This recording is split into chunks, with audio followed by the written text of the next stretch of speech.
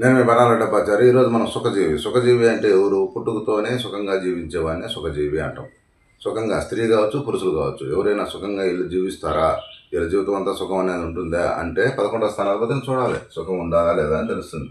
ఇప్పుడు లగ్నం ఇది 11వ స్థానంలో 3 గ్రహాలు శుభగ్రహాలు ఉన్నాయనుకోండి, సుఖం ఉంటుంది. శుక్రుడు, చంద్రుడు, బుధుడు. ఓకే, సుఖం ఉంది. 100% ఇది సుఖజీవులే అని మనం తెలుసుకోవచ్చు. అమాంసంలో నక్షత్ర పాదాలు ఏముంటే ఇంకా ఇది 50% మాత్రమే. 50%.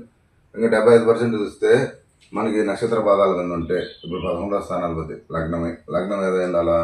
పునర్వసు 4 ఉండాలా? అది స్త్రీ లగ్నం అవుతుంది. పుష్యమే 1, అది పురుష లగ్నం అవుతుంది.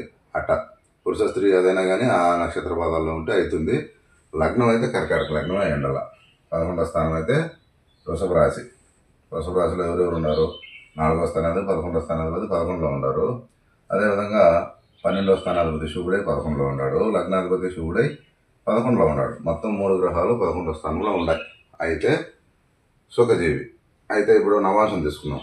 నవాంశంలో రోహిణి 2 మీద చంద్రుడు ఉంటే 100% బలం ఉంటాడు. రోహిణి 4 మీద చంద్రుడు ఉంటే మళ్ళీ లగ్నంలోకి వస్తాడు. ఓకేనా?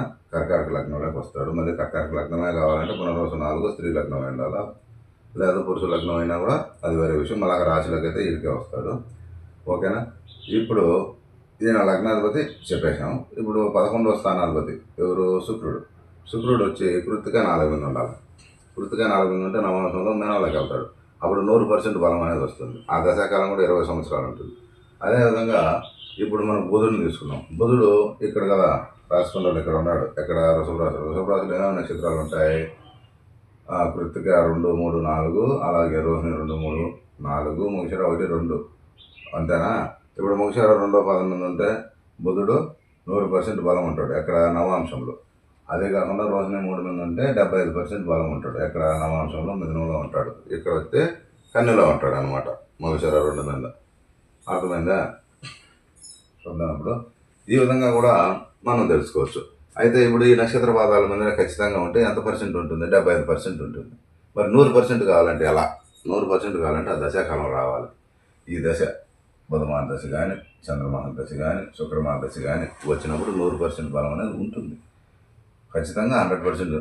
ఒకవేళ చిన్న వయసులోనే అయిపోయిందండి ఈ దశాకాలము, మా అబ్బాయికి పుట్టుకతోనే అయిపోయింది, ఎలా? పుట్టుకతో అయిపోదు. పుట్టుకతో చిన్నప్పుడు ఉండే దశ ఏదైనా ఉంటే అది తల్లికి కానీ తండ్రికి కానీ వర్తిస్తుంది. తండ్రి ఉన్నాడు అనుకోదు, తండ్రికి అభివృద్ధిలోకి వస్తాడు. తండ్రి లేడు, తల్లి ఉంది, తల్లి అభివృద్ధిలోకి వస్తుంది. ఆ అభివృద్ధిలోకి వచ్చి పిల్లలకు సుఖ జీవితాన్ని అనేది ఇస్తుంది అనమాట.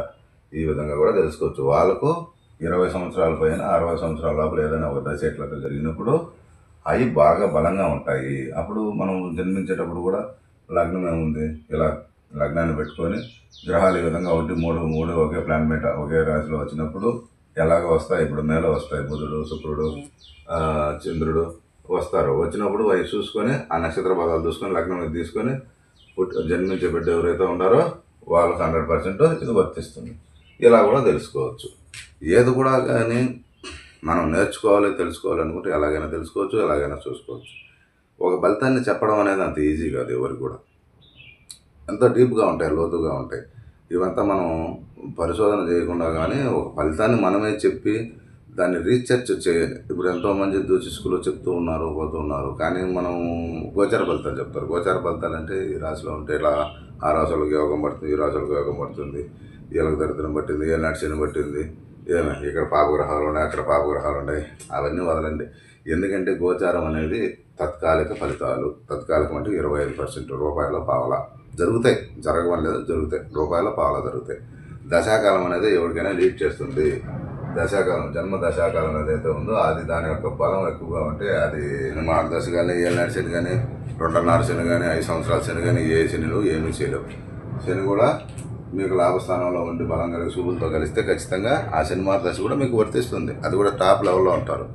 కాకపోతే గోచారంలో కొంచెం డ్యామేజ్ చేస్తుంది అనుకోవచ్చు. 100% ఉన్నప్పుడు 25% డ్యామేజ్ అయినా 75% బాగానే ఉంటారుగా. అలా తెలుసుకోవాలి. ఓకేనా? ఈ వీడియో నచ్చితే లైక్ చేయండి, షేర్ చేయండి. మరిన్ని వీడియోల కోసం చూస్తున్నాండి. నేను మీ బనాల డబ్బాచారి. ఉంటానండి. నమస్కారం. ఇది కేవలం నేర్చుకునే వాళ్ళకి తప్ప చూసే వాళ్ళకి ఏమీ అర్థం కాదు.